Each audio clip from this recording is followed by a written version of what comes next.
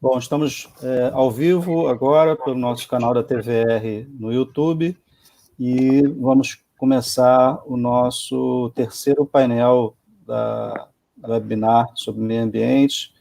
Hoje, inclusive, dia 5 de junho, né, o Dia Mundial do Meio Ambiente, hoje sim é a data principal.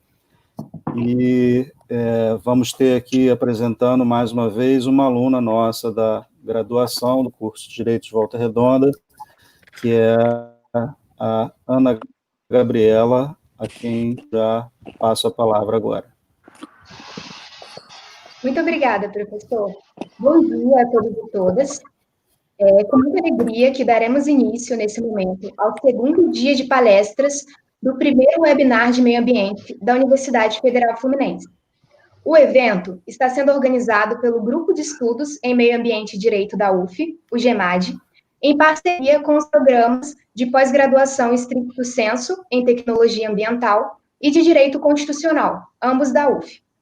Também contamos com o apoio logístico universitária da UF Volta Redonda. Antes de iniciarmos, é importante fazer um lembrete. As perguntas poderão ser enviadas aqui do evento e estarão sendo realizadas ao final de cada painel. Nesse terceiro painel, contaremos com a presença dos seguintes estudiosos. Professora doutora Alice De Carli, ela que é doutora em Direito Público, coordenadora da pós-graduação Lato Sensu em Residência Jurídica e pesquisadora líder do GEMAD, e atuará aqui como presidente da mesa nesse painel. Do Dr. Júlio Araújo, ele que é da República, doutorando em Direito Público pela Universidade do Estado do Rio de Janeiro, e ministrará a palestra intitulada Povos Tradicionais, Grilagem e Impactos Socioambientais. Contamos também com a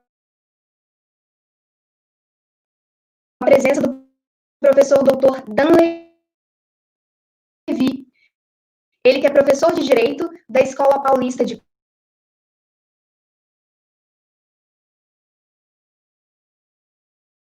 Universidade Federal de São Paulo.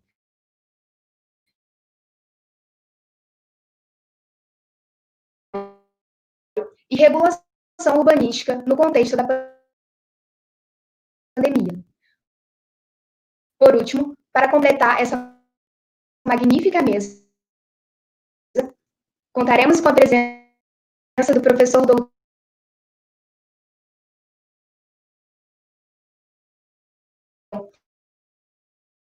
que é doutor pela Universidade de Paris,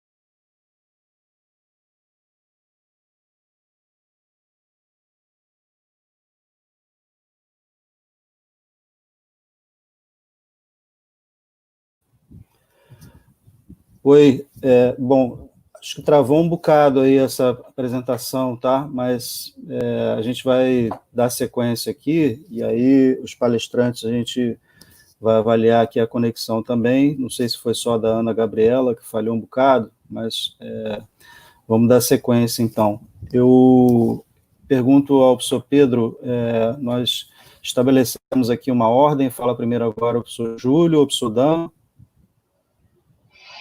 Olha, para mim, como ficar mais confortável para eles, né? Queria aproveitar que eu estou aqui com a palavra, né, explicar para quem está em casa que hoje, Dia Mundial do Meio Ambiente, né? Então nós temos simultaneamente acontecendo pelo menos umas 100 ou 200 lives só de direito ambiental. Então, que por um lado, isso explica porque nós estamos com problemas de conexão, né? O mundo inteiro está se conectando mais e a nossa rede, a nossa internet não foi preparada para isso. Olá, pessoal. Oi, Ana, seja bem-vinda. Olá, professor Dan. E doutor também... Júlio Araújo. É um prazer ter vocês aqui. Hoje está todo mundo tendo problema com a conexão da internet, não só nós. Meu marido está lá no escritório, aqui em casa, dando aula, ele é professor da FGV, está...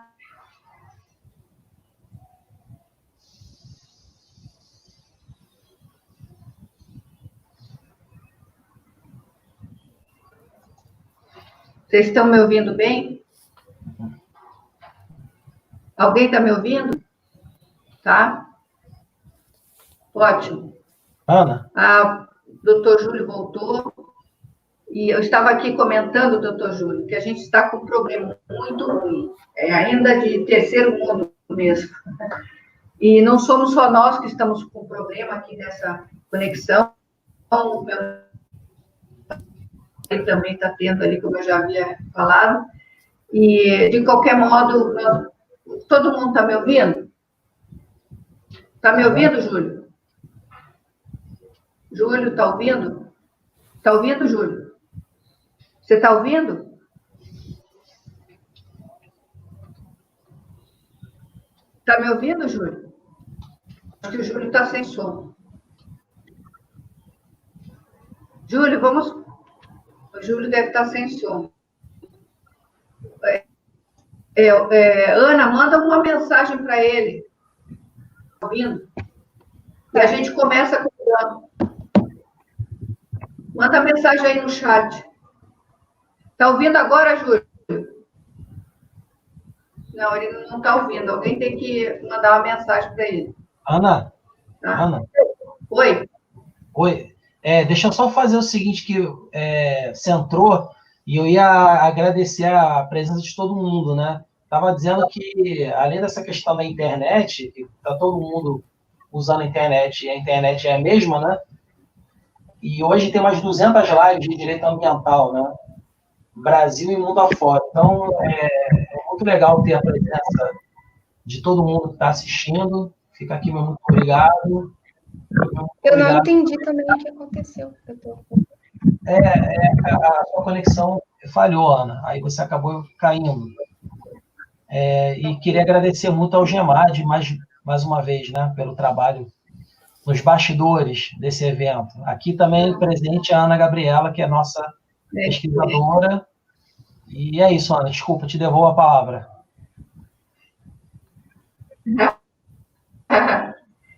O Júlio Araújo está nos ouvindo? Alguém precisa telefonar para ele, porque ele não está conseguindo nem visualizar o chat.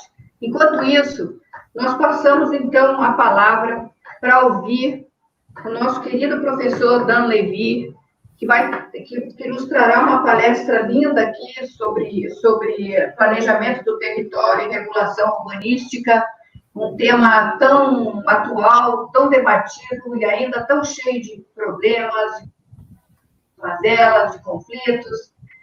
Então, é com imenso prazer, com alegria, que nós, da UF, de Volta Redonda, do Grupo de Estudos em Meio Ambiente e Direito, GEMAD, passo-lhe a palavra. Você terá 25 minutos privados que você tem aí do lado, para ver se tem alguma menção aí em relação ao tema. Esteja à vontade, a palavra é sua. Obrigada, professora Analice. Bom dia a todos e todas. Eu espero que a conexão nos ajude, mas, como o professor Pedro falou, realmente, hoje é um dia bem cheio em relação à questão ambiental, justamente porque é o Dia Mundial do Meio Ambiente, né? Isso nos dá muita satisfação, justamente porque são temas que devem ser cada vez mais dialogados e refletidos, né, e discutidos. Bom dia a todos e todas, é uma grande satisfação participar do primeiro webinar de meio ambiente da Universidade Federal Fluminense, organizada pelo GEMAD. Primeiramente, eu gostaria de cumprimentar a presidente da mesa, a professora Analice, professor Seixas também, e aos demais palestrantes, professor Júlio Araújo, querido amigo, professor Pedro Curvelo, pelo qual eu estendo o meu agradecimento pelo honroso convite para participar desse grandioso evento. Gostaria de parabenizar também os demais palestrantes que participaram dos painéis de ontem, né, de ontem de manhã e à tarde, que demonstraram grandes reflexões sobre a problemática ambiental atual. Bom, como já foi dito, hoje é o Dia Mundial do Meio Ambiente, e eu acredito ser fundamental eventos como este ocorrerem cada vez mais, é necessário, é urgente, né? Principalmente no momento em que a gente vive no Brasil e no mundo, porque fortalece justamente a luta no avanço da proteção ambiental. Além da urgência e da necessidade de viralizar o conhecimento científico, aqui até utilizando um pouco da palavra da moda, né? Viralizar. Acho que é necessário a gente poder viralizar o conhecimento científico mais do que nunca, sendo o papel primordial das universidades, né, para estancarmos, principalmente, as opiniões, os achismos, justamente porque não se combate ciência com achismo, né, e sim com os estudos científicos comprovados, reflexões embasadas, em teorias respaldadas. Portanto, mais uma vez aqui, gostaria de parabenizar a Universidade Federal Fluminense. Bom, o tema da minha fala é o planejamento do território e a regulação urbanística no contexto da pandemia. Com base nisso, eu separei 3 tópicos que eu gostaria de focar, né, porque o assunto é bem amplo, a gente precisa aqui direcionar devido ao tempo também, é muita coisa para falar, eu espero tentar aí abarcar o que eu me comprometi. No primeiro momento, eu quero falar a respeito do conceito e da importância do planejamento do território. No segundo momento, eu vou falar a respeito da questão da regulação urbanística no Brasil. E eu encerro a minha fala com os impactos do isolamento social no espaço urbano, em que eu falarei do cenário da cidade de São Paulo, que é a cidade onde eu moro e onde eu vivo atualmente. Eu sou, para quem não sabe, eu sou de Belém, do Pará, moro em São Paulo há 10 anos, né, e dou aula na Unifesp, na Universidade Federal de São Paulo, no campus de Osasco. Bom, inicialmente, é importante ressaltar que o uso e a ocupação do solo urbano se dá de maneira diversa nas grandes cidades brasileiras, né, tendo em vista justamente a origem, a formação dessas cidades, né, tendo em vista as regionalizações, especificidades e o crescimento e a expansão, na maioria das vezes, se dá de forma desordenada e fragmentada. Ok? Esse fato a gente acaba constatando nos diversos estudos sobre a teoria das metrópoles, que, num plano internacional, a gente apresenta aqui os estudos de George Simmel, Walter Benjamin, Mike Davis, Edward Sawyer, que vem construindo ao longo do século XX e no século XXI, todos esses estudos sobre a metrópole como objeto de estudo, né? Inclusive a parte da urbanização também.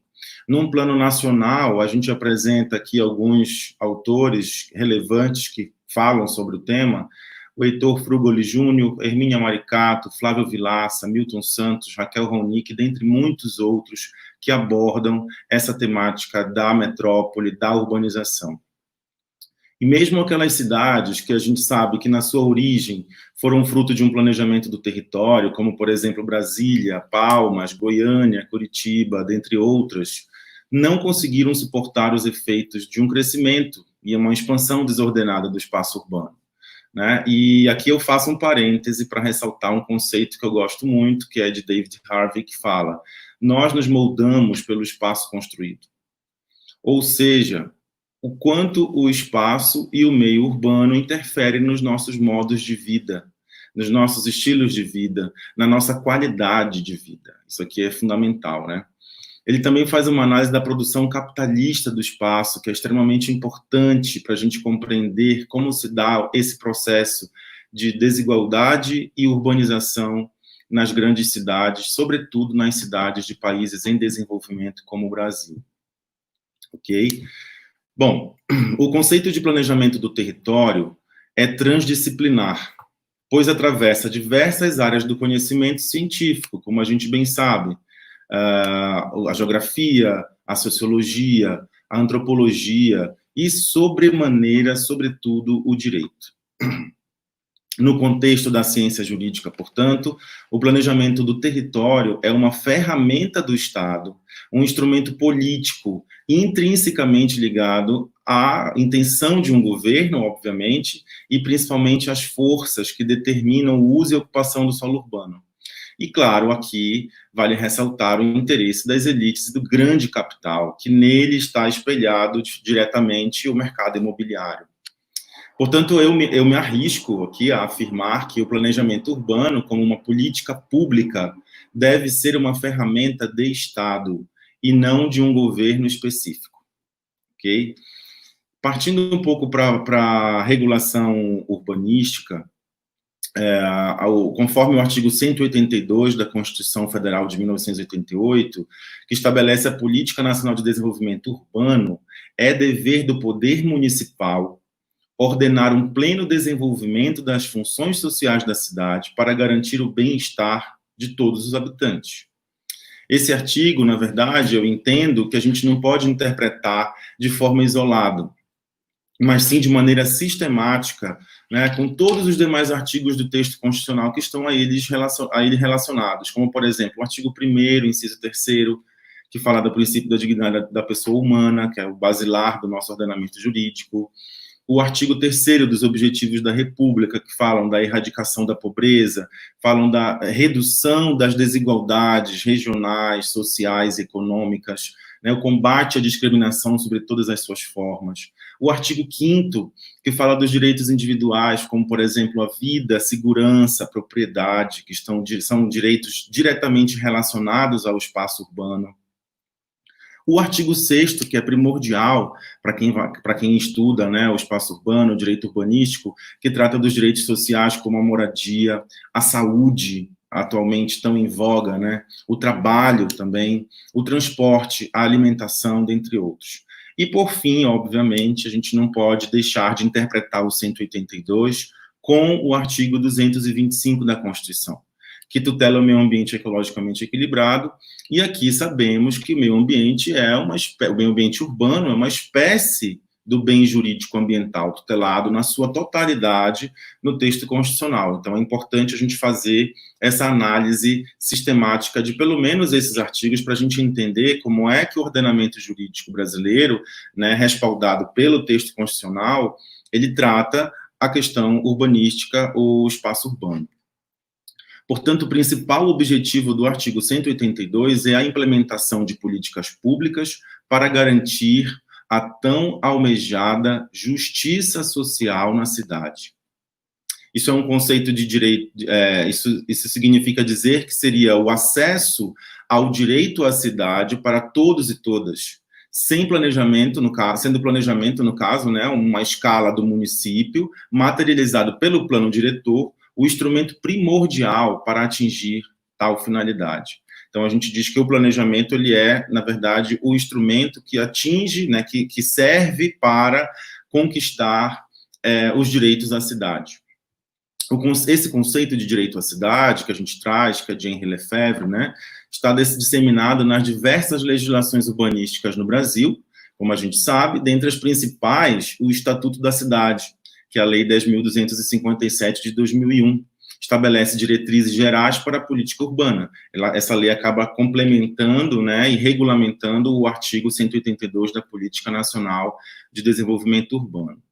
Especificamente quanto à regulamentação urbanística, é importante destacar a competência constitucional, né, disposta, portanto, na Carta Magna, que seria a competência legislativa e administrativa, no âmbito urbanístico. Na competência legislativa, por exemplo, é competência concorrente para legislar, né, sobre matéria urbanística, concorrente entre União, Estados, Distrito Federal e municípios, de acordo com o artigo 24, inciso 1º da Constituição. Especificamente aos municípios, a competência é privativa para legislar sobre assuntos de interesse local. E aqui tem uma grande discussão o que é interesse local, né? De acordo com o artigo 30, inciso 1º. além da possibilidade de suplementar a legislação federal e estadual no que couber, conforme o inciso 2º do mesmo artigo 30. Quanto à competência, essa é a competência legislativa. Quanto à competência administrativa, de fiscalização e gestão da coisa pública, é comum a todos os entes federados, de acordo com o artigo 23.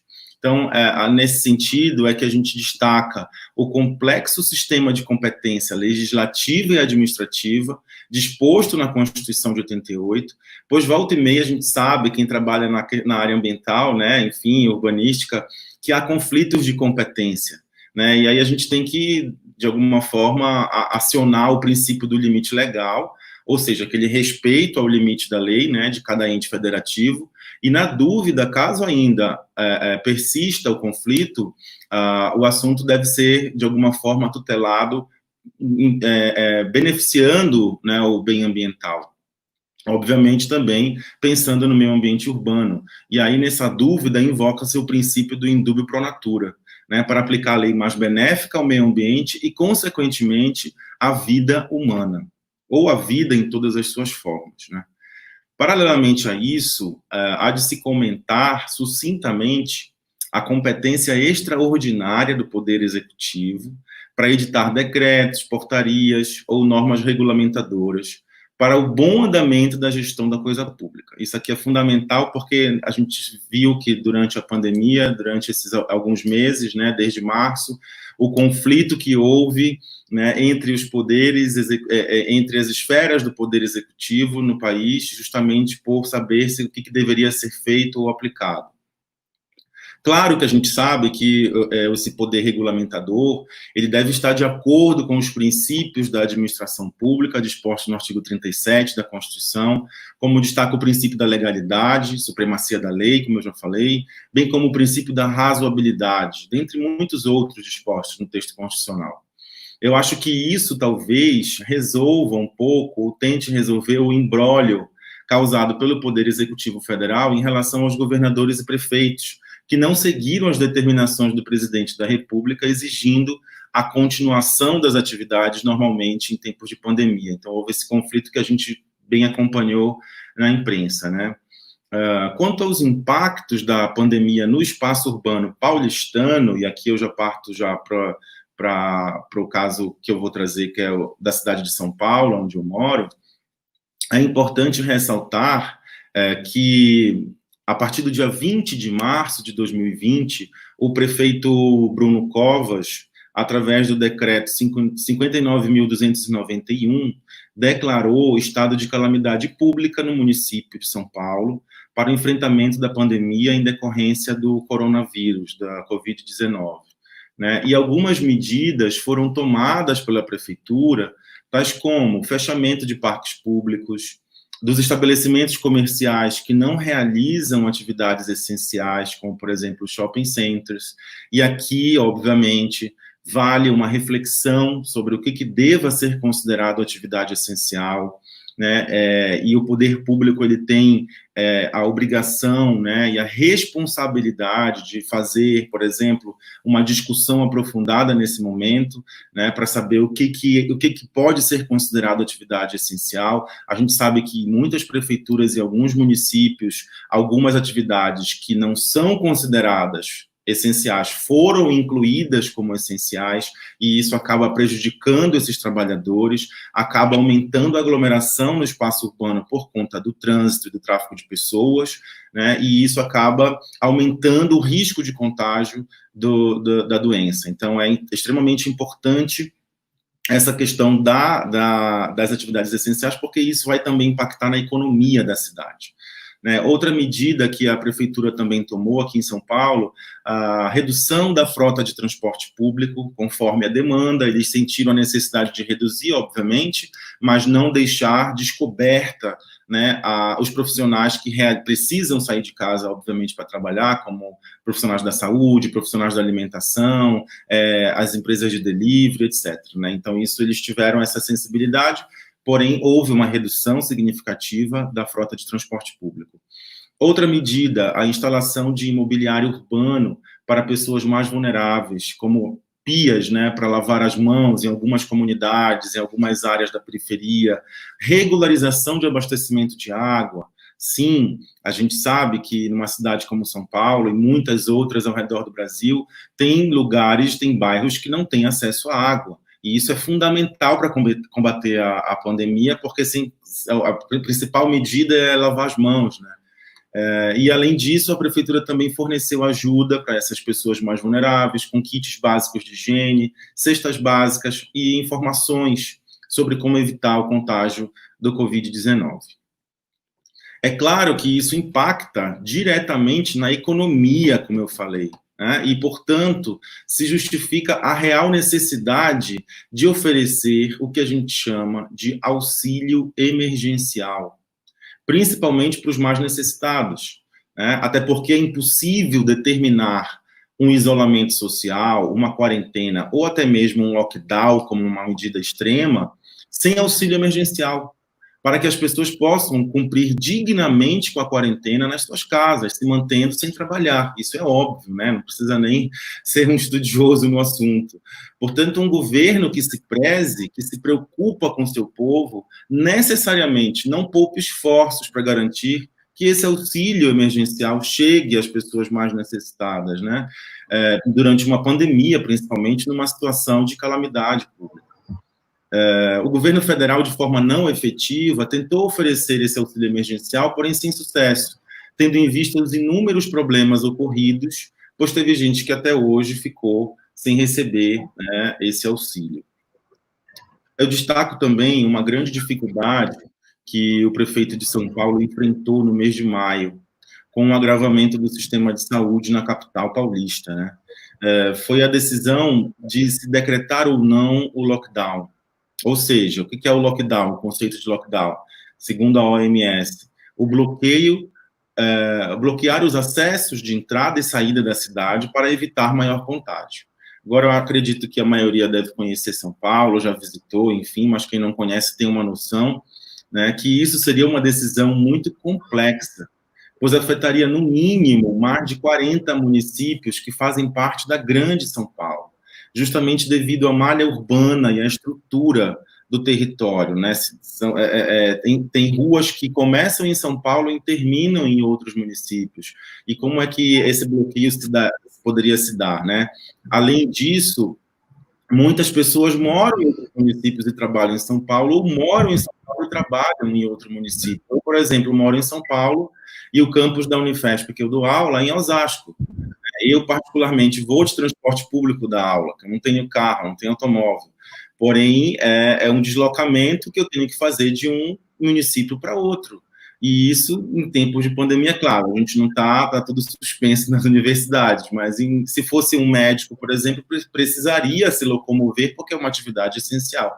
Então, houve uma dificuldade muito grande de se declarar o lockdown numa cidade que tem a estrutura urbana como São Paulo.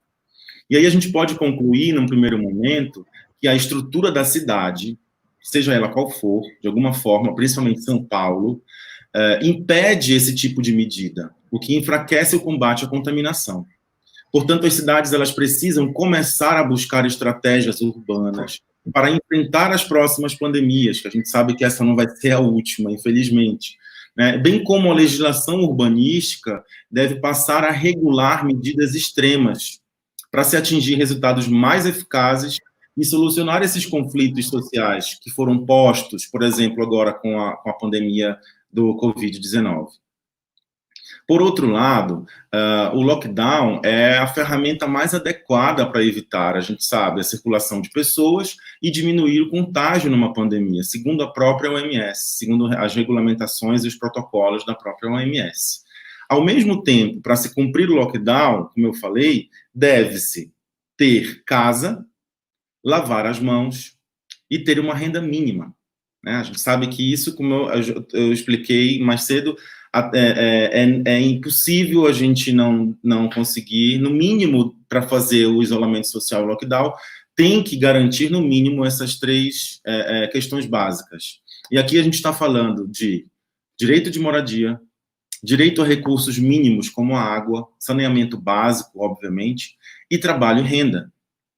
o que não foi efetivamente proporcionado pela Prefeitura de São Paulo, sobretudo para as comunidades mais vulneráveis. E aqui a gente, né, acho que daria um outro tema de uma outra palestra só para falar sobre isso, porque realmente é algo muito sério e que a gente sabe que a gente está aqui, né, no conforto do nosso lar, trabalhando. Devemos reconhecer nossos privilégios, porém, existe uma grande parte da população que não tem essa possibilidade, né? Isso intensifica o que Teresa Caldeira chama de segregação das elites, né? Ela tem um estudo muito interessante num livro que ela publicou, Cidade de Muros, Crime e Segregação em São Paulo, bem interessante, e ela justamente fala que uma parcela da população privilegiada por poder cumprir o isolamento social em casa, no conforto do seu lar, né? Porém, grande parte da população não consegue, tendo em vista a necessidade de trabalhar e, por conta disso, é obrigada a se expor ao risco. Por isso que, sem moradia, sem água e sem renda, qualquer medida de isolamento ou bloqueio torna-se ineficaz, de alguma forma, né?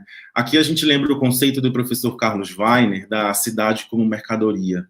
Ou seja, a cidade é para quem pode pagar por ela, de fato. Infelizmente, é dessa forma que vem acontecendo.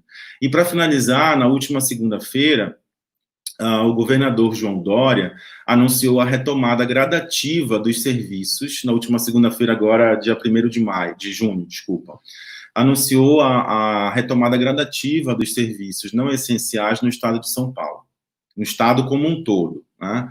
E os cenários variam de acordo com cada uma das regiões que compõem o estado e leva como parâmetro principal a evolução dos casos de Covid-19. A gente sabe que a cidade, o município de São Paulo, né, é bem diferente de várias outras regiões do estado e de várias outras regiões do país.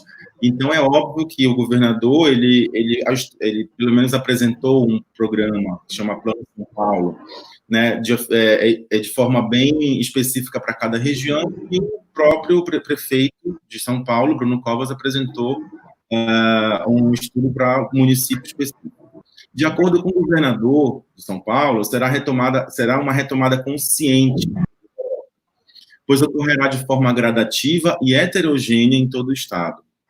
A quarentena aqui, ela se mantém até 15 de junho, porém com uma retomada de algumas atividades de acordo com 5 fases que eles colocaram, com o nome de cores. O nível vermelho, que seria o nível máximo... Professor, seu tempo está terminando.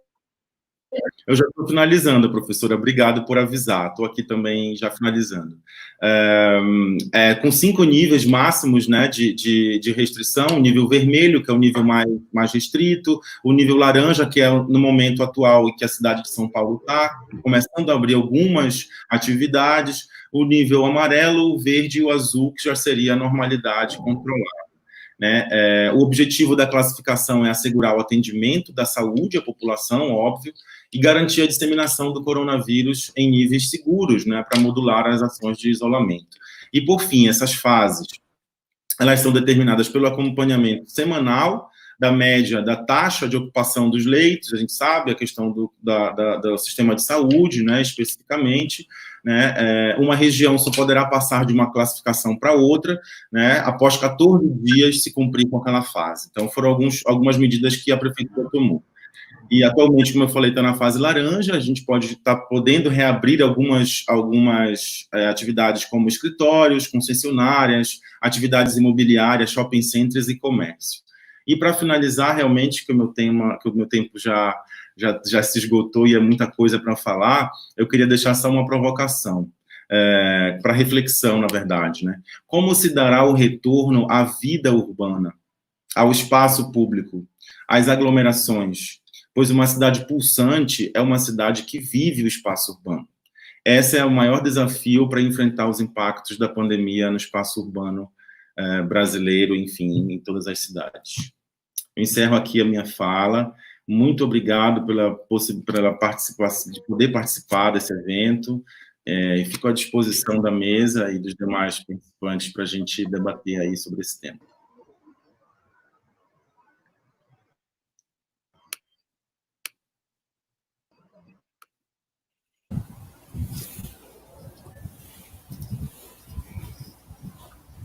Dona Alice, Está nos ouvindo?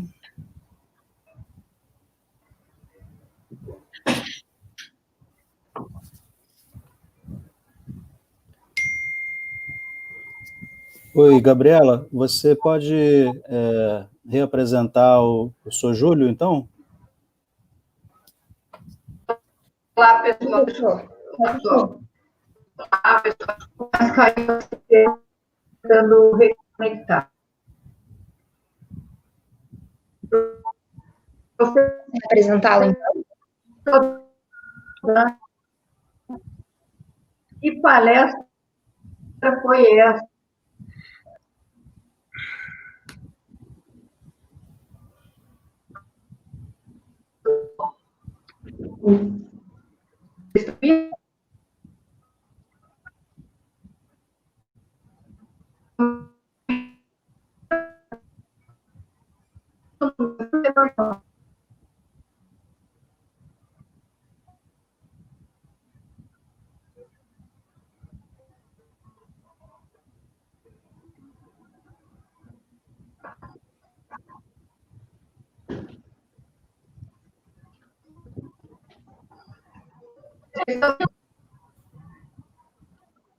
Oi, meu.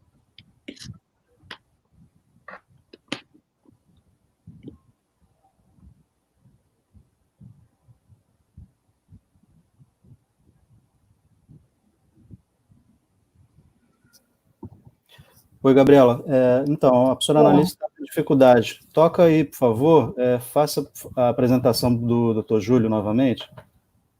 Pode deixar, professor.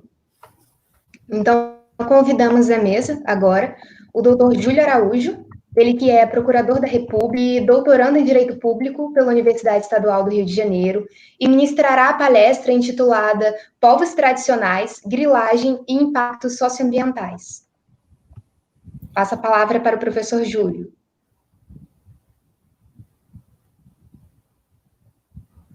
Todas. Bom dia a todos e a todas. Eu quero inicialmente aqui agradecer a professora Analice e o professor Pedro pelo convite. É um prazer muito grande estar com vocês mais uma vez, debatendo temas tão importantes, ainda mais num dia tão especial. Agradecer ao professor Seixas pela oportunidade, parabenizar aqui o professor Dan pela brilhante exposição, né? Aprendi bastante com a sua exposição. Agradecer também a Ana Gabriela e ao GEMAD para a gente poder fazer essa discussão nesse momento tão difícil e num dia tão especial. Acho que é importantíssimo a gente não deixar passar em branco realmente essa data e discutir todos esses temas e todas essas questões nos ajudam e nos fortalecem, não só nas nossas experiências acadêmicas, mas também nas nossas experiências ativistas, profissionais, em outros campos, ainda mais num momento tão singular e tão difícil para a história mundial e brasileira, no que se refere à questão socioambiental como um todo. Quando a gente pensou aqui o tema, eu tentei pensar nele a partir um pouco da minha trajetória e também de questões que estão muito candentes hoje, e principalmente no Brasil, e que acho que valeria a pena, né, nesse espaço, nesse tempo um pouco curto, que é natural nesse contexto, para tentar dar uma pincelada e para a gente também fazer sobre isso. E aí o tema é povos tradicionais, grilagem e impactos socioambientais. Um tema muito amplo, muito grande, mas que no momento ele tem uma correlação e uma interconexão muito grande, e a gente pode ver isso recentemente por conta dos embates relacionados à medida provisória 910 e ao projeto de lei 2633, que ficaram conhecidos ora como medida da regularização fundiária, PL da regularização fundiária, ou MP da grilagem, e PL da grilagem. A questão ambiental apareceu de forma muito grande, mas não só ela, né? A questão da terra e o impacto sobre direitos territoriais, não só de populações tradicionais, mas também em relação a beneficiários de políticas de reforma agrária. né? E aí eu, com isso, também tento juntar algumas experiências que eu venho tendo, né? Eu sou mestre em Direito Público pela UERJ, tratando de direitos territoriais indígenas, né? Meu trabalho foi sobre isso, e profissionalmente eu coordenei o GT Reforma Agrária do Ministério Público Federal e sou membro da Força Tarefa Amazônia, também do MPF. Então, com isso também a gente acaba juntando, e acho importantíssimo a gente juntar essas abordagens que nem sempre estão tão conectadas, né? Embora elas sejam muito interrelacionadas, mas discutir terra, discutir impactos ambientais e a realidade de povos e comunidades tradicionais, eu acho que sempre precisa de uma abordagem integrada. E nesse momento que a gente vive no país de ataque à Constituição e de destruição do projeto constitucional, e em que a pauta socioambiental é apresentada, né, como um grande vilão, uma grande vilã, é fundamental que a gente faça essa reflexão e tente entender como certas abordagens são feitas e como é importante a gente perceber certas movimentações à luz de processos históricos, mas também à luz da realidade hoje, né, de como isso vem impactando, e em especial, no caso, a Amazônia Legal, uma área que é hoje vítima de um assédio muito forte, tanto na expansão da fronteira agropecuária, como também na busca por acesso a recursos, né, em que há recursos naturais, em que a desregulamentação, né, ou como já se disse, passar a boiada, é um projeto que facilita e cria fatos consumados em relação a essa realidade, né? Então, eu pensei em abordar aqui, né, sabendo aqui das limitações de tempo, primeiro, rapidamente, assim, a questão da terra no Brasil, o impacto da concentração fundiária e como isso representa, ao mesmo tempo, a negação da identidade de povos e comunidades tradicionais, com especial ênfase em povos indígenas, né? Aí, para daí a gente verificar como isso se manifesta no presente, no caso, olhando para a realidade da Amazônia, e ver a repercussão sobre isso no projeto constitucional, na verdade, no projeto de destruição constitucional em relação a territórios de povos e comunidades tradicionais e territórios indígenas.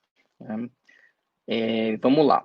E em relação à questão da terra, né, eu acho que a gente tem que lançar a luz a verificar como certos modos e padrões de apropriação e de ocupação ilegal, né, no caso de terras e no caso de terras públicas, é uma constante no Brasil, né? A gente tem a concentração fundiária e a disputa sobre terras e sobre a garantia sobre elas, que você pode puxar pelo menos desde o século XIX como um fenômeno que recebe uma chancela legal, né? Então, a gente, quando vai olhar para a lei de terras, né, que a gente acaba conhecendo, mesmo ainda que de forma mais superficial, mas a gente acaba conhecendo, quando há a gestação do conceito de terras devolutas, né, aquelas que não estão nas mãos de ninguém, né, públicas ou privadas, a gente tem ali a chancela e a abertura de um caminho, né, para a chancela de ocupações e apropriações de um território até então tido como despovoado, né, com baixa densidade demográfica, e aí já entra um fator muito presente de negação, né, ou tido como despovoado mesmo com a presença indígena, né, os tais índios bravos que ocupavam os sertões, né, esses territórios não eram passíveis de reconhecimento, então havia necessidade de fazer uma corrida para a busca desses espaços, e a lei de terras, de alguma forma, chancela essa pilhagem pelas elites locais e, ao mesmo tempo, dificulta o acesso de grupos minoritários e pessoas ex-escravizadas, que ao longo do tempo esse processo vai se dando, a essas terras, né, facilitando o modo de exploração econômica da época, né, e é por isso que a gente costuma dizer até que, se estamos falando de regularização fundiária, a lei de terras talvez seja a primeira lei de regularização fundiária, ainda mais nesses moldes, né? E aí você tem na República Velha, em vários momentos, principalmente nas disputas das elites locais, justamente uma tentativa, e a Constituição de 1891, por exemplo, vai assegurar isso, de titularidade dos estados dessas terras públicas devolutas, né? O que vai facilitar e estimular todo esse processo de apropriação e ocupação e criações de situação de fato a serem depois legalizadas, essa presença pelo Estado. E isso, paralelamente, a dificuldades fruto da burocracia e das dificuldades de demarcação que geraram os processos de falsificação de documentos, que, obviamente, de uma maneira simplificada, a gente diz aqui, que geraram a expressão que a gente chama de grilagem, né? Os documentos que eram postos em gavetas com caixas de grilos, onde as fezes dos grilos ajudavam a dar um aspecto naquele documento envelhecido, e esse documento era apresentado para supostamente legitimar uma presença, uma ocupação antiga naquela área, né? Então, o termo grilagem ele vai remeter a esse processo histórico bem específico, mas que ganha, como a gente vai ver, sofisticação no presente e serve para indicar a apropriação, a ocupação e a utilização de terras públicas, né, de maneira indevida. E hoje, mais ainda, que a gente vai verificar os impactos que isso também gera no meio ambiente. Né? Mas a atuação estatal no período, e desde então, e muitas vezes, ela sempre se baseia um pouco nessa chancela dessas ocupações e na tentativa de legalizar situações e identificar marcos e momentos limite para que até determinado momento a ocupação seja legalizada. Então, esse fenômeno da concentração fundiária no Brasil é um fenômeno histórico e um fenômeno que segue com várias facetas e agora, principalmente, quando a gente discute a questão da Amazônia Legal, com uma faceta muito singular. Né? Então, resumindo esse primeiro tópico em relação à questão da terra, é importantíssimo a gente ter consciência, né, de como a distribuição desigual da terra no Brasil, né, foi algo construído, né, e algo construído muitas vezes à custa da negação da presença ou da identidade de povos e comunidades tradicionais, que hoje são tidos assim, ou povos indígenas mesmo, e que muitas vezes, ao mesmo tempo em que se regularizava uma determinada ocupação, e isso aconteceu em vários estados do Brasil, no Nordeste, por exemplo, na virada do século XIX para o século XX, se afirmava, por exemplo, que já não havia mais população indígena, por decreto, que não havia mais população indígena naquele local. Né? Uma forma de você evitar qualquer tipo de reconhecimento, né, à luz, assim, embora o contexto de dominação em relação ao povo indígena sempre tenha sido muito grande, sempre houve algum tipo de reconhecimento de espaço, né, à luz da teoria do indigenato, para esses povos. Então, mas você tinha, então, dois movimentos mais ou menos simultâneos, né, interditando essas possibilidades. Né? Numa segunda etapa aqui, a gente pode olhar para as nossas preocupações, né, do século XX, século XXI, e pensar como isso também nos leva a trazer os debates socioambientais, os impactos desse tipo de atividade, desse tipo de exploração e de usurpação de territórios na realidade, né? A gente, principalmente no presente, né? Com a Constituição de 88, a gente consagra toda uma movimentação em favor do meio ambiente que já se colocava desde os anos 70, pelo menos, de uma forma muito intensa, e você consolidou espaços territorialmente protegidos, seja unidades de conservação, seja territórios indígenas, o que nos ajuda, né, a garantir não só a preservação do meio ambiente, a conservação do meio ambiente, mas também o respeito aos modos de vida das populações que ali desenvolvem projetos de vida diferenciados, né? Outras maneiras, outras formas de existir, de extrair os recursos da natureza. E isso, mal ou bem, nos últimos 30 anos, com a Constituição de 88, a gente teve alguns avanços e o Estado, de alguma maneira, formalizou territórios, garantiu proteção, muitas vezes com dupla afetação nesses territórios, mas isso vem sendo visto, né, e de uns tempos para cá, de uma maneira ainda mais intensa, como a grande vilã, né, de um certo tipo de desenvolvimento extrativista, predatório, e isso gera tensões sobre a ocupação desses espaços. Isso, no caso da Amazônia Legal, é muito evidente se você levar em consideração a expansão da fronteira agrícola e agropecuária que vai do centro-oeste do Brasil, subindo para o norte e gerando esse tipo de tensão, uma tensão em que um tipo de projeto, né, mais monocultor, extrativista daquelas áreas, vai tentando avançar sobre aqueles territórios, gerando a ocupação de áreas, muitas vezes terras públicas, daí a discussão sobre a grilagem, e também causando danos ambientais, causando desmatamento, causando devastação por busca de acesso a recursos como madeira, em alguns lugares acesso a garimpo, e isso vai gerar também violência e vai gerar conflitos. Né?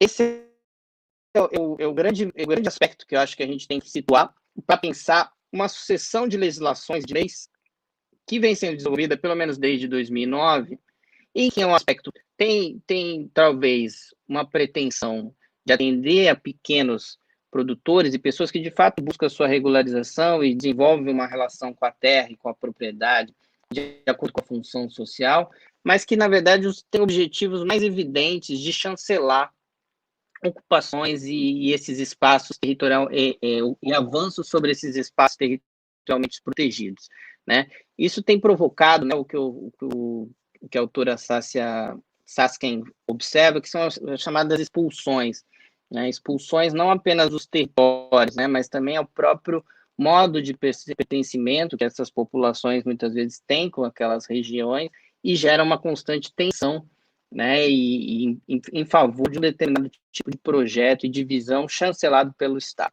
Né? Algo que não começa hoje, se você for pegar a primeira legislação mais recente, a Lei 11.952, de 2009, mas que se aprofunda e culmina agora nesses embates da MP 910 e também da própria postura do Estado brasileiro em relação a essas questões. A Lei 11.952 foi uma lei que garantiu, né, a legitimação de ocupação de terras públicas e venda e aquisição e regularização de terras públicas de até 2.500 hectares na Amazônia Legal. É, né, uma lei que teve a sua constitucionalidade questionada no Supremo Tribunal Federal em relação a aspectos específicos, inclusive em relação à questão ao respeito dos territórios de povos e comunidades tradicionais, e em relação também à atuação dos órgãos de fiscalização. O Supremo já apreciou isso na DI 4269, em relação a esses dois aspectos da inconstitucionalidade da lei. E essa lei foi sucedida por outras leis, inclusive a Lei 11.313.465, que até fala muito da questão urbana, o professor Dan deve conhecê-la, e a fundo. Mas o que ela guarda em termos de concepção é o que nos interessa a despeito dessa análise que o Supremo fez sobre o tema. Né? Ela tem uma estrutura de regularização e chancela que permite grandes áreas, né, tenham as suas ocupações formalizadas e de forma fácil e célere. Porém, ela não garante os instrumentos adequados de fiscalização para conferir os dados sobre a terra, sobre esse tipo de pleito. Né? Ela representa uma renúncia muito grande ao estoque de terras pelo Estado, sem a devida observância dos mecanismos e critérios destinados não só à função social, mas à destinação das terras públicas para povos e comunidades tradicionais, para demarcação de territórios, ou mesmo para a reforma agrária. E ela gera um risco grande, tem gerado um risco grande de impactos ambientais. Né? Isso poderiam ser só impressões, mas, na verdade, quem diz isso é o TCU, o Tribunal de Contas da União.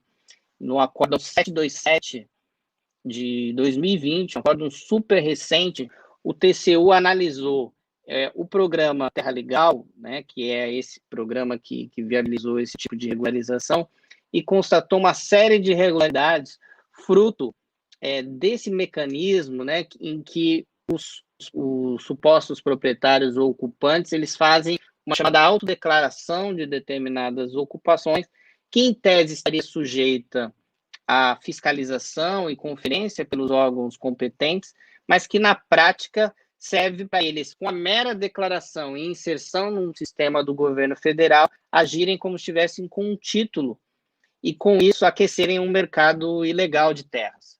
Então, na prática, a lei ela garantiu que as pessoas, a partir de uma mera afirmação de uma ocupação numa determinada área, elas possam inserir isso num sistema, fazer com que isso se sobreponha a áreas, terras indígenas, outros territórios, e outros territórios especialmente protegidos. Muitas vezes há muitas sobreposições, chamados cadastros ambientais rurais ou dessas autodeclarações, e com isso valorizar, especular em cima da terra, e ao mesmo tempo isso não gerar nenhum tipo de consequência. Então, é por isso que se aquece esse mercado ilegal de terras. O Tribunal de Contas, nesse acórdão, constatou que a União, pela falta de fiscalização e adoção de medidas adequadas, deixou de recuperar, só na amostra que ele analisou, mais de 1 bilhão em áreas que foram irregularmente ocupadas e que constavam desse sistema. Também deixou de retomar, adotar as devidas ações para retomar e destinar 2,4 bilhões em imóveis rurais do programa. 95% das áreas não cumprem as cláusulas resolutivas básicas em relação ao cultivo e observância da função social, E houve uma não efetividade do programa em relação ao atendimento dos reais beneficiários. Como consequência, o tribunal aponta que houve desmatamento, Só na amostra dele, 82 mil hectares em áreas do programa, com prejuízo de mais de 12 milhões em titulações irregulares, muitas vezes fracionamentos simulados, O que mostra que há, nesse processo todo, o que a gente chama de uma grilagem moderna, Uma grilagem moderna que avança e que busca, a todo tempo, não só avançar sobre os territórios, inclusive em tempo de pandemia, como mostram os dados de desmatamento do Instituto de Pesquisas Espaciais, mas também garantir que o Estado regularize e chancele aquilo. É isso que a gente vive, que é ainda mais dramático. E isso é feito à luz do dia, E acho que esse é o grande debate, é o grande enfrentamento que nós temos hoje, Então, basicamente, para a gente pensar a questão da Amazônia, desses projetos, a gente tem que olhar para esses processos da grilagem e dos impactos que ela causa no meio ambiente, por isso que a gente tem discutido isso tudo. Mas eu não gostaria de deixar de falar também dos impactos que isso gera sobre povos indígenas, principalmente, e a forma como o Estado vem se utilizando para garantir que haja também um avanço sobre os territórios dos povos indígenas. O que existe, como nós sabemos na Constituição, é o reconhecimento e a garantia das terras que os povos indígenas tradicionalmente ocupam.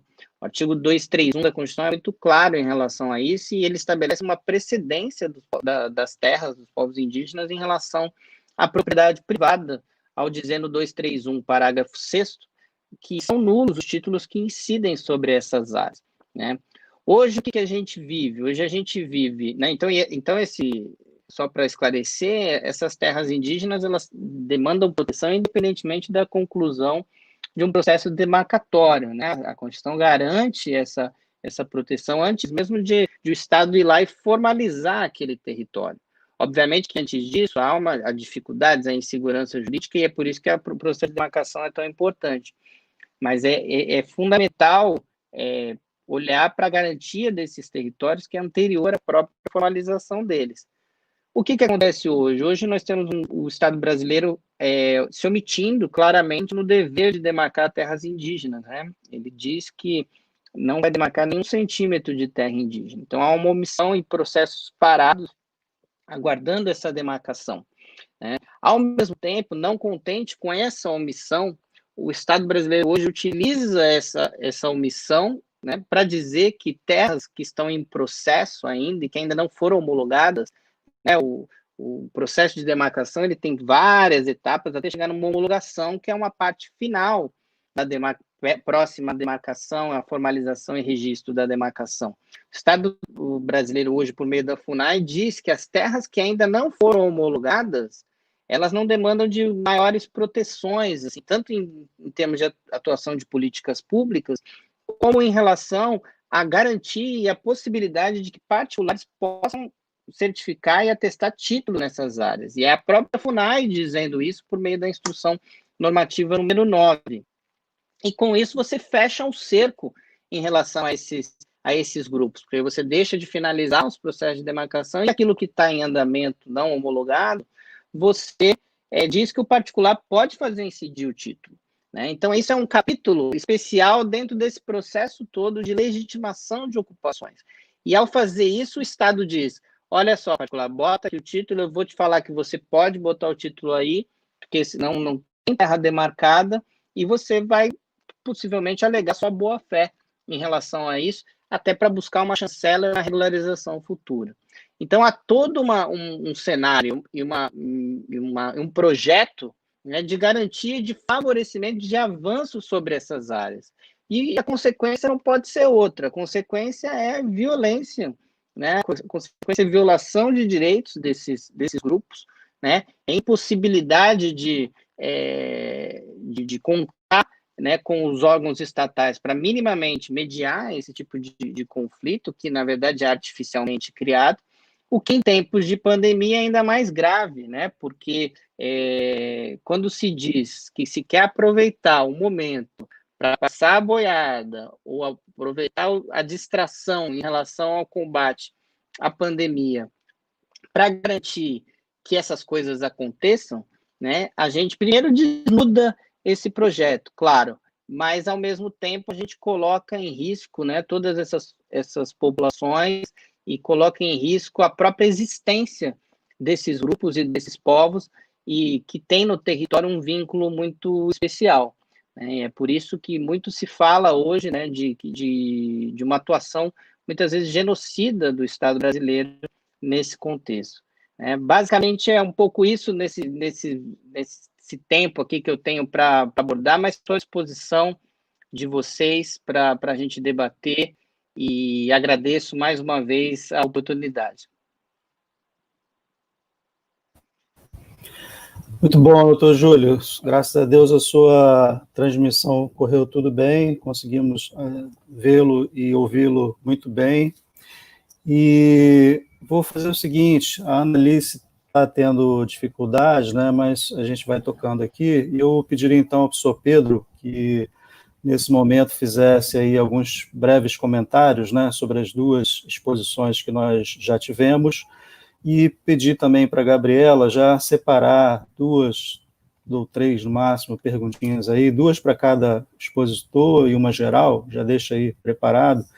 E aí, quando eu voltar a palavra para você, Gabriela, eu pediria que você começasse com a pergunta para o professor Dan e o reapresentasse, por favor, porque naquele momento inicial falhou muito, a gente não conseguiu ouvir a qualificação do professor Dan. O professor Júlio você já fez agora, foi perfeito, foi ótimo, mas do professor Dan a gente não ouviu. Então é isso. Professor Pedro, por favor, breves comentários, né, sobre as duas exposições, enquanto isso a Gabriela vai preparando aí as perguntas. Bom, boa tarde. Dizer que a professora Annalice está com um problema de conexão, ela pediu aqui desculpas, né? Ela está tentando se reconectar, mas a gente tem que enfrentar esses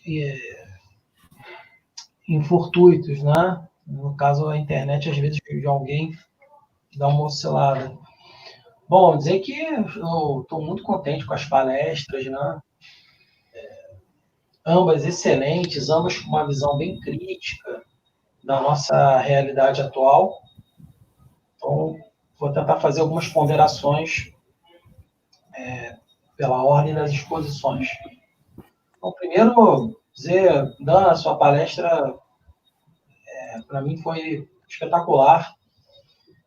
Você mostrou o conteúdo e a relevância de analisarmos a questão da cidade enquanto uma questão complexa, ambiental, né? Como que, na prática, a produção do espaço urbano ela tem uma dinâmica que o direito fica à margem disso. E eu pensei aqui, durante a sua exposição, 2 coisas. Né? Primeiro que não sei você, mas eu pelo menos, eu vejo o direito à cidade a partir de uma ótica ambiental. Então, para mim, eu analiso tudo a partir da ideia do direito às cidades sustentáveis, né? Uma outra coisa que me veio à mente aqui é que talvez um pouco das dificuldades do direito à cidade se dê em razão da primazia que foi vanguardista à época, que se deu aos municípios. Então vejam que os municípios são, né, os entes responsáveis por executar a política urbana. O plano diretor é o principal documento da política urbana, né, se não me engano, está nos parágrafos do 182. Mas, do ponto de vista do licenciamento ambiental, os municípios só tiveram esse direito, ou essa atribuição, né, reconhecida de forma categórica com a Lei Complementar 140 de 2011. Bem depois. Até então se questionava se o município poderia ou não realizar licenciamentos. Inclusive, mais tarde temos uma palestra sobre esse assunto, né? Sobre o licenciamento ambiental em âmbito municipal, a gestão ambiental em âmbito municipal, com o professor Paulo de Farias. Queria dizer que vocês dois estarem juntos na mesa é muito profícuo, né? Veja, o Júlio, o Dan, às 8 da noite vai fazer uma live onde vai ser debatido justamente isso, né? Impactos da pandemia nos povos da floresta. Hoje, às 8 horas, ele tem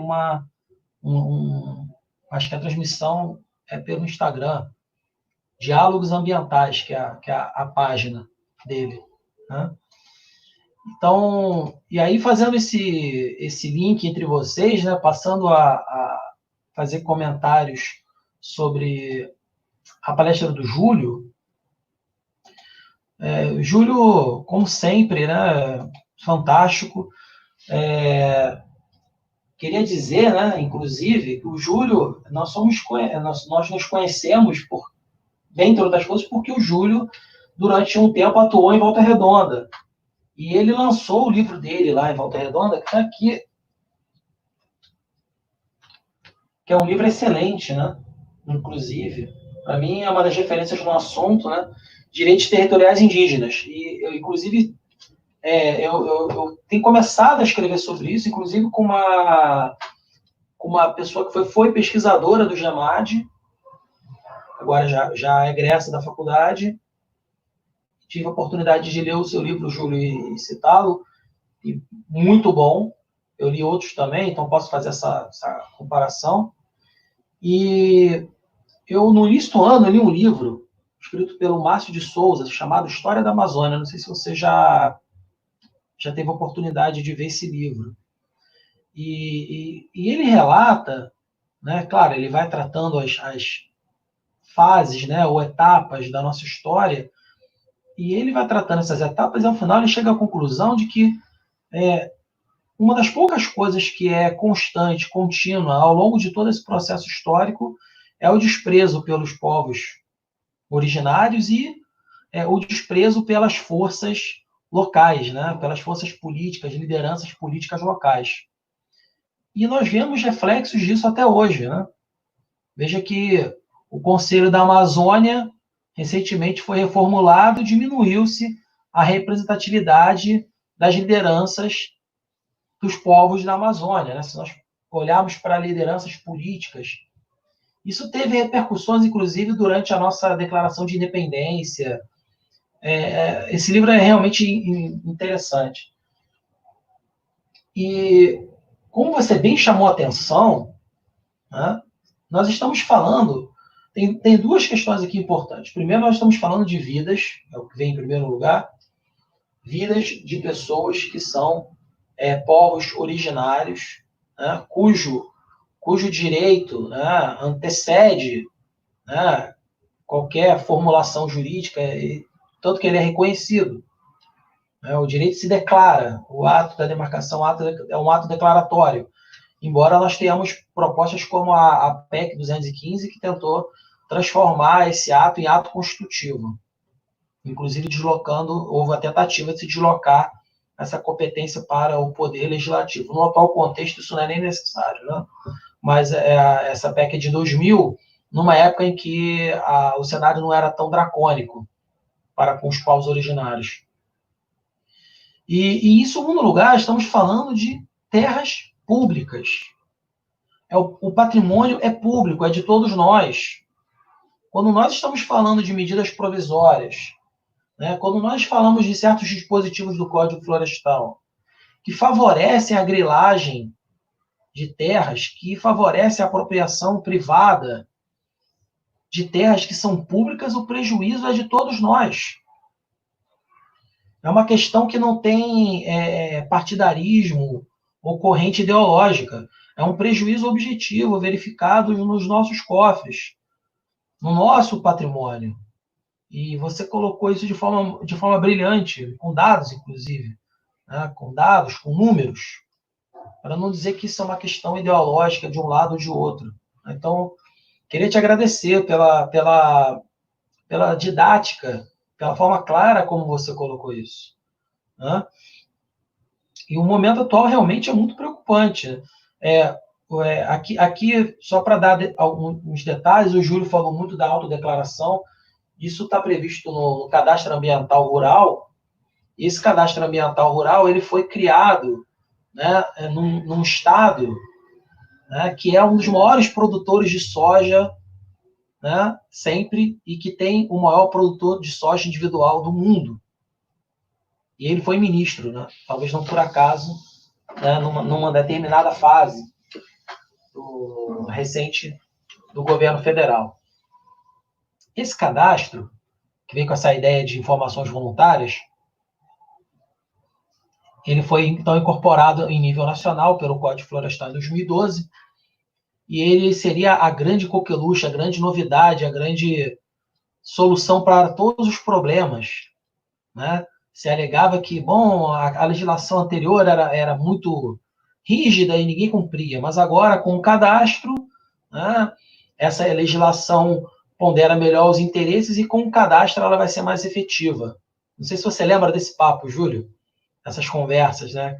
Quando se argumentava em favor do atual Código Florestal. Para quem não sabe, foi o tema da minha tese de doutorado e do meu livro. Eu estou com os livros, fico com os livros todos de cabeça para baixo, não vale, né? Então, para quem não sabe, eu discuti isso na minha tese de doutorado. E logo de cara, né, várias associações e vários movimentos começaram a denunciar que o CAR seria utilizado como instrumento capaz de favorecer a grilagem de terras, né? Depois foram feitos cruzamentos de dados. Então, quando eu trago esses dados aqui, para quem está nos assistindo, né, para mostrar que isso não é uma ilação, uma teoria da conspiração, né, e nem algo, imaginação de uma determinada corrente de pensamento, não, nada, são dados, okay? Dados. Então, houve cruzamento de dados que mostraram milhares e milhares de cadastros do CAR dentro de terras indígenas e unidades de conservação de domínio público. Se não me falha a memória, esses dados, eu não sei se são de 2016, 2017, mas eles apontavam algo em torno de mais de 11 mil cadastros. Então, nós não estamos falando de meia dúzia, ou 100 ou 200, mais de 11 mil cadastros de propriedades privadas em terras indígenas e unidades de conservação de domínio público, ou seja, como você bem apontou aqui, Júlio, além da questão das vidas, tem também o prejuízo ao nosso patrimônio, porque tem pessoas que só se mobilizam pelo argumento econômico, né? Então, se as pessoas não se importam com as vidas, que é o que deveria ser a primeira preocupação, existe um prejuízo econômico quantificável e quantificado pelo que você demonstrou aqui. Outra coisa que me chama a atenção é que pouco antes esse CAR, ele teve o prazo de inscrição prorrogado, eu já perdi as contas. Bom, mais de 5 vezes, com certeza. Depois a gente puxa aí a ficha, né, Júlio? Mais de 5 vezes esse prazo foi prorrogado, com certeza absoluta, mais de 5 eu conto né? E possivelmente não cabe nos dedos das mãos, possivelmente passou de 10. Foi sendo prorrogado. Não passou de 10 não, né? Porque o código é de 2011. Mas mais de 5 teve. E perto dele estar concluído, que ele levou anos para estar concluído, a área cadastrada, então existia uma estimativa de área cadastrável, né? E a área cadastrada, ou a área declarada, vamos dizer assim, se não me falha a memória, era algo, eu não sei se era se era igual ou o dobro, quer dizer, igual não, o dobro. Existia um excedente de área declarada que é como se nós tivéssemos 2 países, 2 Amazônias legais, né? Isso mostra como esses dados não são confiáveis e como que é preciso ter uma verificação, um monitoramento sério em cima dessas informações. Mas, como você apontou, né, Júlio, parece que isso está sendo utilizado como um subterfúgio para justificar o injustificável. Porque, como você bem colocou, em relação às terras indígenas, os atos que busquem violar o direito dos povos originários são nulos. E isso é uma determinação constitucional. Do ponto do SNUC, não existe qualquer brecha para as unidades de proteção integral cujo plano diretor e cuja definição no SNUC dizem que devam ser terras de domínio público sem exceção, não existe previsão para que uma lei regularize propriedades privadas e que são totalmente incompatíveis no seu uso com a finalidade de uma unidade de conservação de proteção integral. Então, esses instrumentos estão sendo utilizados para burlar e dilapidar um patrimônio que é nosso, que é de todos nós, né? E nessa questão da pandemia, colocando ainda mais em risco povos originários que são vulneráveis por historicamente não ter defesas, e isso foi provado historicamente também. Eu vou terminar aqui, ou seja, isso foi provado também historicamente, né, na nossa história, que um dos fatores que dizimou os povos originários, né, principalmente no início do contato com os povos que não eram da floresta, povos invasores, diga-se, né, foi a questão da falta de defesa para doenças que eram trazidas à época pelos europeus, e agora a Covid está sendo levada por nós não, quer dizer, não por mim nem por nós aqui, mas digo por pessoas que invadem territórios que devem ser respeitados. Inclusive, como está bem lá no seu livro, né, Júlio, a demarcação serve para isso, porque os povos originários conhecem perfeitamente seu território. Eles têm uma relação com o território deles que é diferente da nossa, que não é uma relação só econômica, é uma relação que transcende o econômico, que incorpora aspectos espirituais, de organização social e etc. Então, eles sabem perfeitamente. Quem não sabe qual é o território dos povos indígenas e adentra esse território são aqueles não indígenas, são aqueles não originários. E por isso que a demarcação é importante, né? Então, poderíamos falar N coisas aqui, a questão do marco temporal também é extremamente polêmica, mas eu já levei uma chamada aqui merecida, porque me empolgo e acabo falando muito, mas isso é que dá ter palestras com a qualidade da palestra de vocês. Então, eu fico aqui muito agradecido, mais uma vez, e devolvo a palavra ao presidente da mesa, professor Marcos Seixas. Bom, eram pequenos comentários, acabou virando mais uma exposição, professor Pedro, mas muito relevante, muitas provocações, mas devido aqui o adiantado da hora, nós já estamos com 1h18 de live, né? Vamos manter a programação. Eu pediria que a Gabriela, portanto, começasse com a primeira pergunta ao professor Dan, sem não antes fazer aquela pequena introdução do professor, né? E eu pediria que o professor Dan, se quiser também replicar aí as provocações do professor Pedro, assim como o Júlio depois também, fique à vontade, mas no limite de 5 minutinhos, tá, por favor, para cada pergunta, para ver se a gente consegue fazer ainda 2 ou 3 perguntas e a gente poder encerrar, né? Então, Gabriela, com a palavra. Ok, professor. Realmente foram excelentes explanações de ambos os professores. E a primeira pergunta que nós temos, ela está direcionada para o professor Dr. Dan Levy, e é uma pergunta da Thais, uma pesquisadora do GEMAD, que ela diz assim: quais são as perspectivas do professor Dan? Quais são as perspectivas do professor Dan para o futuro quanto à regulação urbanística após a pandemia do Covid-19? Passo a palavra, então, ao professor para que ele responda a pergunta. Gabriela, não, só faltou fazer aquela pequena introduçãozinha do Sodan, que na primeira parte falhou. Aí você repete para a gente, por favor, as qualificações do Sodan. Ok, professor. O professor Dan Levy, então, um dos nossos palestrantes, ele expôs sobre o tema Planejamento do Território e Regulação Urbanística no contexto da pandemia, e ele é professor de Direito da Escola Paulista de Política, Economia e Negócios da Universidade Federal de São Paulo. Passo a palavra, então, ao professor, para responder a pergunta que eu acabei de direcionar para ele. Bom, obrigado, Ana, pela pergunta. Obrigado novamente ao professor Pedro pelos comentários. Gostaria também de rapidamente elogiar a palestra do professor Júlio. É um tema que muito me interessa, inclusive, como o professor Pedro falou, a gente vai fazer, né, essa live hoje. Na verdade, não é com uma pessoa do direito, mas com uma pessoa que trabalha também com comunidades no interior da Amazônia Legal. E respondendo a pergunta que me foi colocada, acredito que até fazendo um link com o que o Pedro falou também, obviamente, eu não acredito em um desenvolvimento urbano que não seja priorizado a sustentabilidade na cidade, né?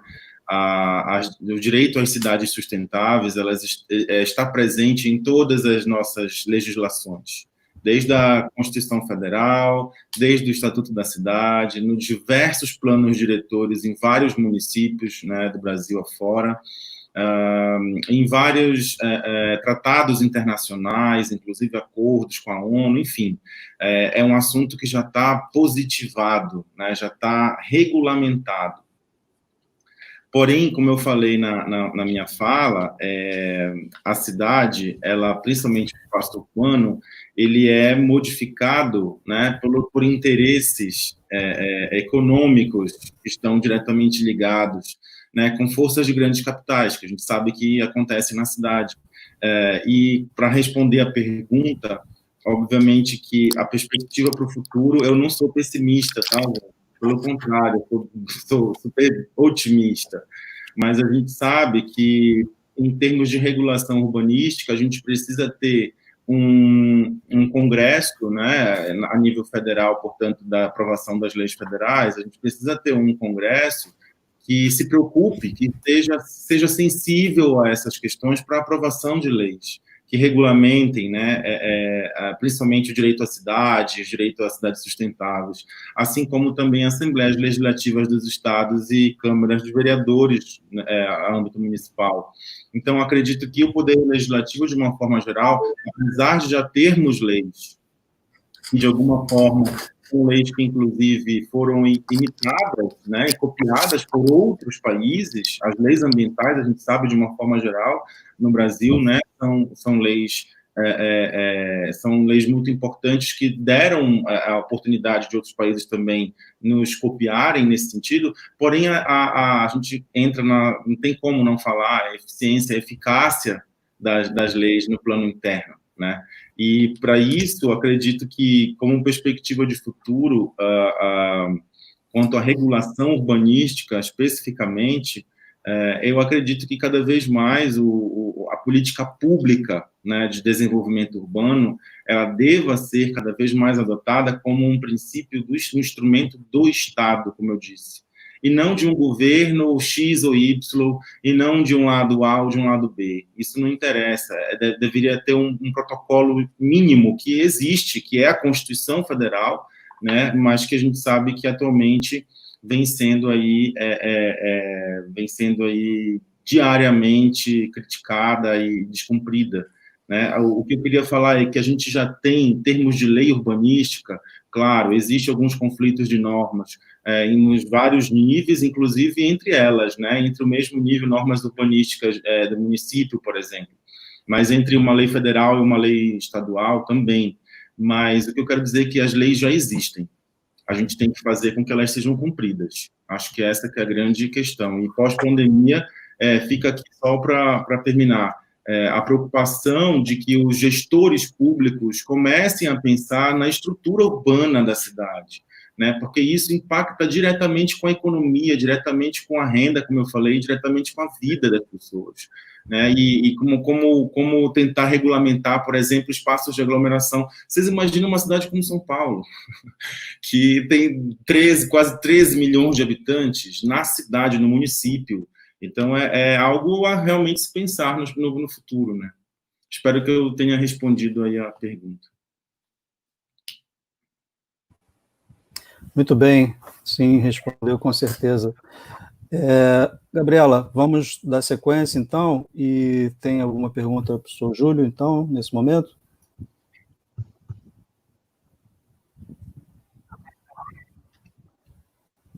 Temos sim, professor. A pergunta para o professor Júlio é da Isabela, ela é da Universidade Federal de Rondônia. Ela quer saber qual seria o caminho jurídico para que seja evitado todo esse projeto de destruição dos povos indígenas desse governo.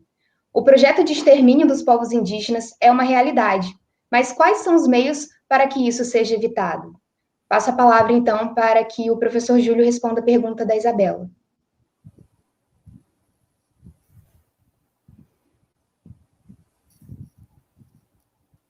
E a gente tem que ter muita clareza sobre o cenário, mas, ao mesmo tempo, tem que conseguir perceber que, desde a Constituição de 88, né, mal ou bem, aos trancos e barrancos, com muita dificuldade, mas ela foi muito importante para a afirmação identitária dos povos indígenas e, principalmente, para o seu fortalecimento enquanto organização e enquanto participação na sociedade, né? Uma participação que ainda é muito tímida, né? É só você pegar a questão do Congresso, em que o Legislativo só tem uma deputada federal indígena, mas a gente percebe que hoje os indígenas, eu falo isso muito no meu livro, eu agradeço ao Pedro aí pelo carinho, pela menção e pela leitura, né?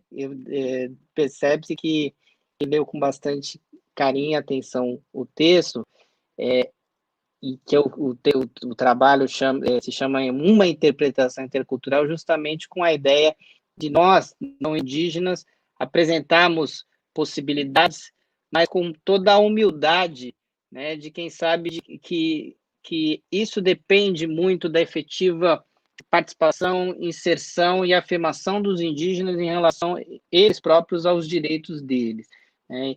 E aí, nesse ponto, eu acho que a gente pode não ser tão pessimista, porque a gente vê hoje, né, indígenas nas universidades, indígenas no debate político, embora no parlamento bem minoritários, se colocando e levantando essas questões e apresentando seus pontos de vista, não apenas em assuntos que interessam diretamente a eles, como em relação a assuntos gerais. Eu acho que, nesse aspecto, eu acho que a gente tem que fortalecer a nossa escuta e não trabalhar com uma mesma lógica que a gente critica naqueles que inferiorizam os povos indígenas, né? De tentar falar por eles.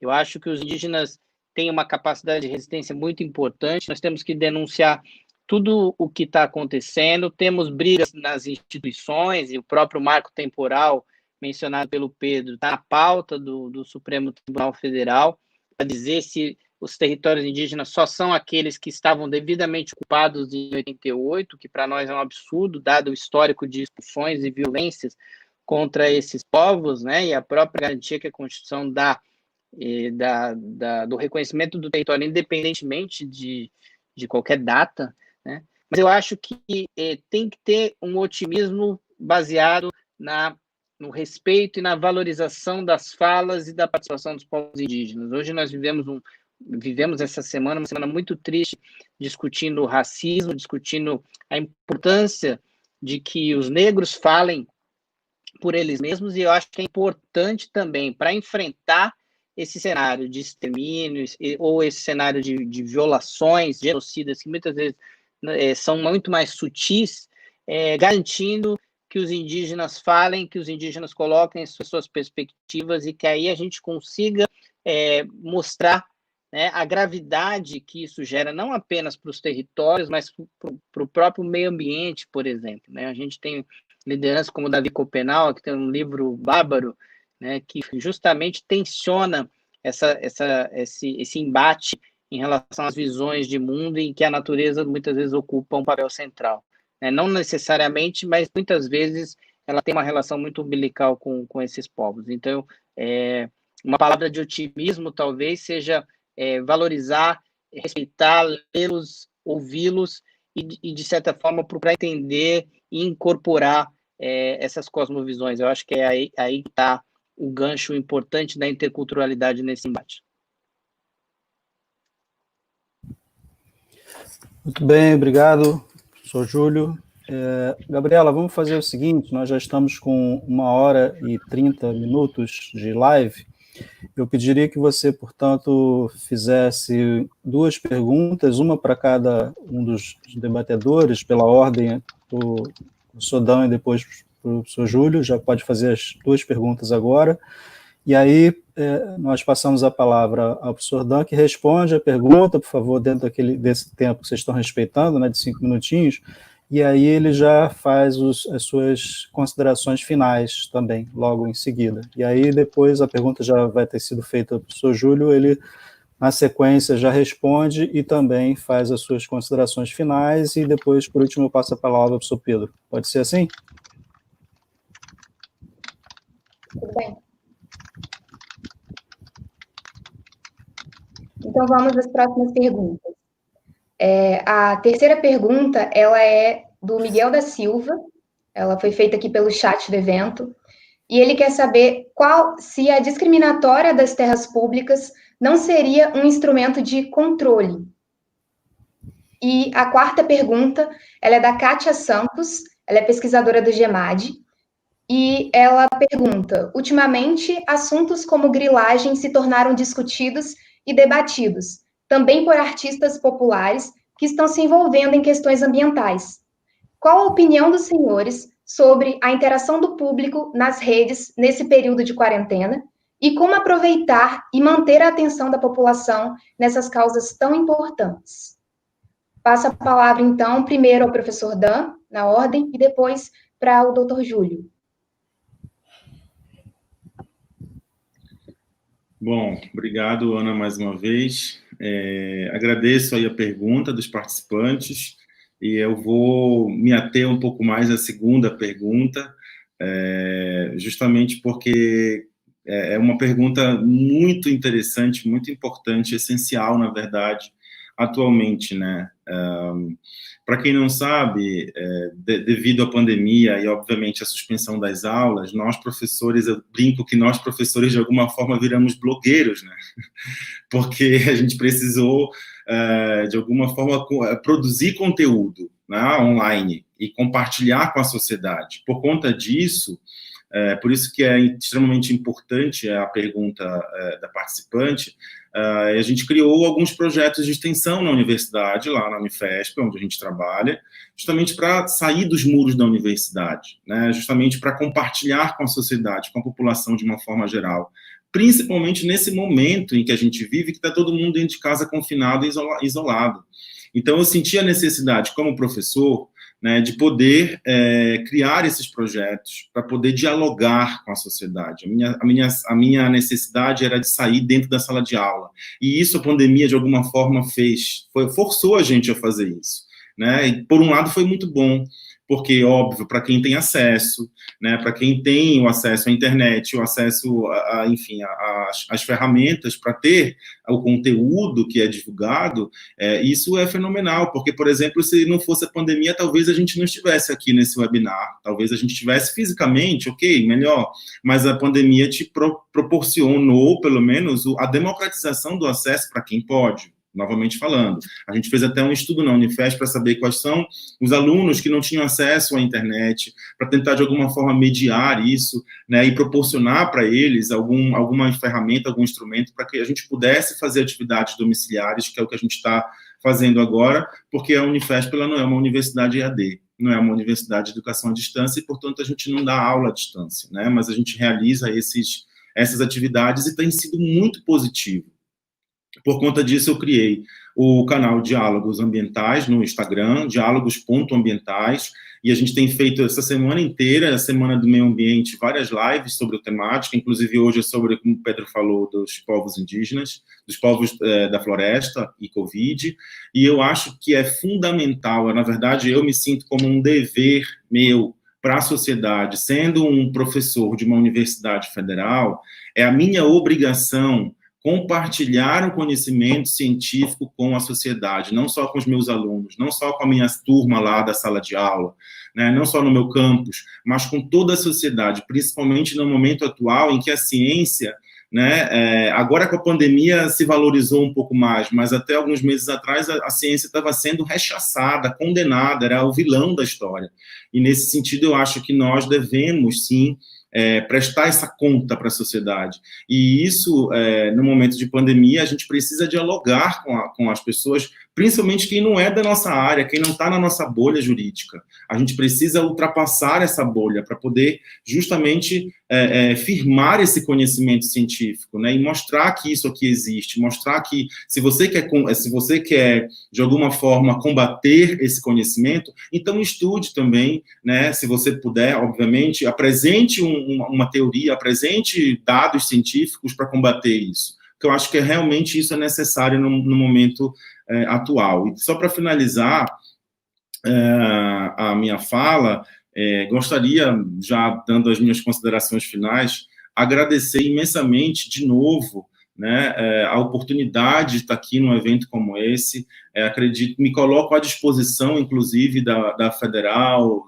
Fluminense, do GEMAD, para a gente estreitar os laços, né, de relação com a Unifesp. A Unifesp, a Universidade Federal de São Paulo, está de portas abertas para vocês e para os demais, enfim, que estão nos assistindo. Eu acho que o momento, sim, é um momento de união, é um momento de reflexão, mas de troca, de diálogo, né, de conscientização. Eu acho que isso é o dever do professor, isso é um dos deveres da Universidade Federal, né, das universidades federais nesse país, que estão sendo tão agredidas, mas que ultimamente a gente depende da gente trazer a sociedade para o nosso lado novamente, né, e isso, de fato, tem que acontecer. Então, muito obrigado novamente à Federal Fluminense, ao GEMAD, aos palestrantes, professor Pedro, professor Júlio, professor Seixas, a querida Ana, a professora Ana Alice também, que infelizmente teve aí a problema com conexão, mas que a gente com certeza vai voltar aí a se falar novamente. Obrigado a todos e todas.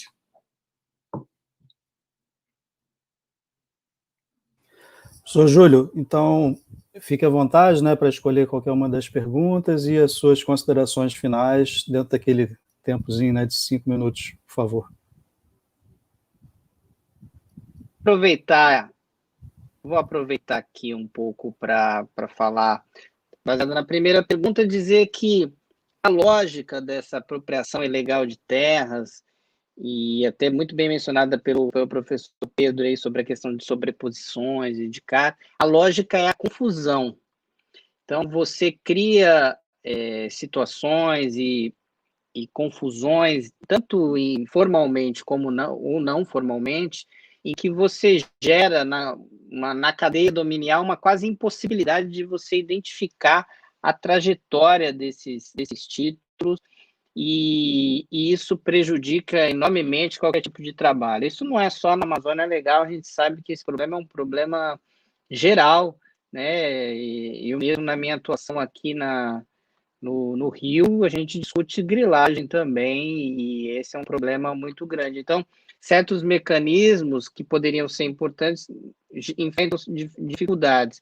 E, claro, ao mesmo tempo, a gente tem uma omissão do Estado em efetivamente fazer certos enfrentamentos, porque muitas vezes grandes interesses de proprietários, eles têm uma representação, ou de supostos proprietários, eles têm uma representação muito forte no parlamento. Então, essa combinação legislação, chancela, regularização, ela não se dá de forma à toa, né? E a grilagem, ela entra, seja formalmente ou seja informalmente, né?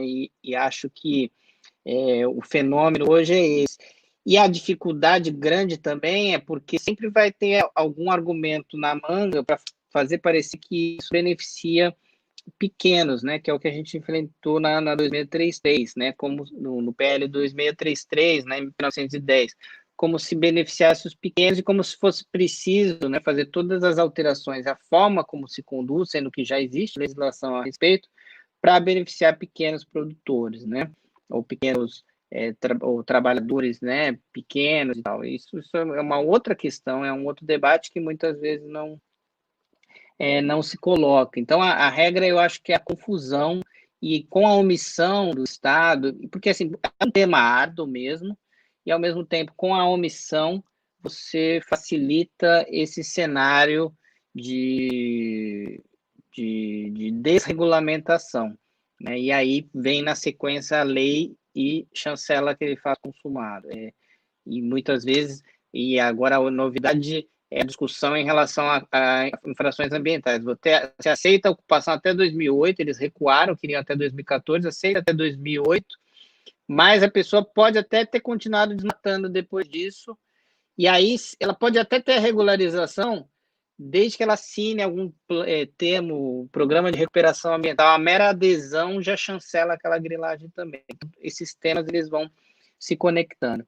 Em relação ao ativismo e à mobilização das pessoas, eu acho fundamental. Nós tivemos isso, né, no caso da MP 910, uma mobilização que pôde juntar os setores que tradicionalmente discutiam esse tema com os artistas, com pessoas que têm papel na opinião pública. Acho ótimo. E acho que é bom que isso aconteça em todas as áreas, em todos os temas, né? Nem sempre tem temas que as pessoas se engajam, não. Eu acho que no caso da Amazônia provocou isso, né? Infelizmente, muito por conta de uma pressão internacional, de fora para dentro. Às vezes a gente é um pouco refém dessa lógica, mas tudo bem. Que bom que a gente esteja atento. Eu tenho certeza que foi decisivo aí, né, nesse debate. O desafio é manter e aprofundar, né? E discutir, estudar as questões para que a gente possa continuar debatendo. A gente vive um momento difícil, porque, ao mesmo tempo, não temos a rua, né, que é um espaço importantíssimo para o debate público, né, a universidade também, e faz muita falta, mas, ao mesmo tempo, a gente tem conseguido dar alguns recados, né? Eu acho que quando tudo isso passar, e tomara que isso passe logo, a gente possa se aprofundar nessas questões e interferir e defender, no fundo, o que está em jogo para a gente é defender o que resta, né, da nossa Constituição. Eu acho que é isso que é uma tarefa essencial para todos nós, né? E aproveito para agradecer mais uma vez a oportunidade, foi um prazer muito grande estar com vocês aqui, gostei bastante, estou à disposição, né? Mando um abraço para o Pedro, para a Analice, para o Dan, para a Ana Gabriela e para o Seixas e para todos vocês que estão assistindo a gente. Muito bem, muito bem. Então, chegando aí ao final, né, de mais uma live, eu estava só dando uma conferida para vocês terem uma ideia, Júlio e Dan. Ontem teve abertura, né, e na live tinham em torno de 70 pessoas assistindo, mas agora já são mais de 350 que já visualizaram a live, né, posteriormente, porque ela vai ficar disponível no YouTube. Isso ontem pela manhã. A de tarde já está com mais de 165 também visualizações. Portanto, tem sido um sucesso, né? Essa agora de vocês, estamos agora com cerca de 40 pessoas nos assistindo, mas também, como vai ficar disponível no YouTube, certamente muito mais pessoas vão nos assistir posteriormente. Então, eu vou passar a palavra ao professor Pedro para fazer também as suas considerações finais e já me despeço também agradecendo aí. Certamente a Analice está nos assistindo, né, pelo YouTube, e à tarde ela já vai dar um jeito lá na internet para poder estar presente aqui com a gente. E agradeço a Gabriela, nossa representante discente, aí, pesquisadora do GEMAD, também pelas apresentações. Professor Pedro, por favor. Bom, eu só queria agradecer, claro que os assuntos aqui abordados são deveras, né, instigantes e importantes, então poderíamos ficar aqui o restante do dia tranquilamente. Mas temos que observar aqui o horário, como o Seixas bem colocou, né? Até porque esses eventos online costumam ser mais cansativos do que os presenciais. Então, eu queria agradecer muito, dizer que eu espero que nós mantenhamos aí esse contato, viu, Júlio, Dan, e essas trocas são muito importantes. Esses assuntos precisam ser debatidos e publicizados e levados ao grande público, e talvez o webinar seja a melhor forma de fazer isso. Claro que com as limitações que você colocou, né, Dan, mas é um passo, vamos dizer assim. Agradecer muito a condução impecável do Seixas, lamentar aqui que a conexão da professora Analice tenha caído, porque ela é uma pessoa maravilhosa, além de excelente profissional, iria agregar muito aqui ao nosso painel, e agradecer ao Seixas pela condução impecável da presidência, com todo o rigor que se exige, né, daquele que comanda os trabalhos. Agradecer também a Ana Gabriela, mas eu só queria fazer um lembrete, né, que nós temos à tarde, às 15 horas, o nosso painel de encerramento com o professor Talden Farias, que vai falar sobre o licenciamento ambiental, e com a professora Celina Herculano de Souza, que vai falar sobre as possibilidades de uma nova economia pós-pandemia. Se não me falha a memória, são esses os temas. Fica aqui aberto o convite a todos e todas para daqui a pouco, às 15 horas, estarmos todos juntos nesse encerramento, né? E esperamos que seja tão bom, né? Imaginamos que vai ser tão bom quanto esse painel da manhã, que realmente foi muito profícuo e muito, muito oportuno. Então é isso, Seixas, te passo a palavra. Muito obrigado e até breve.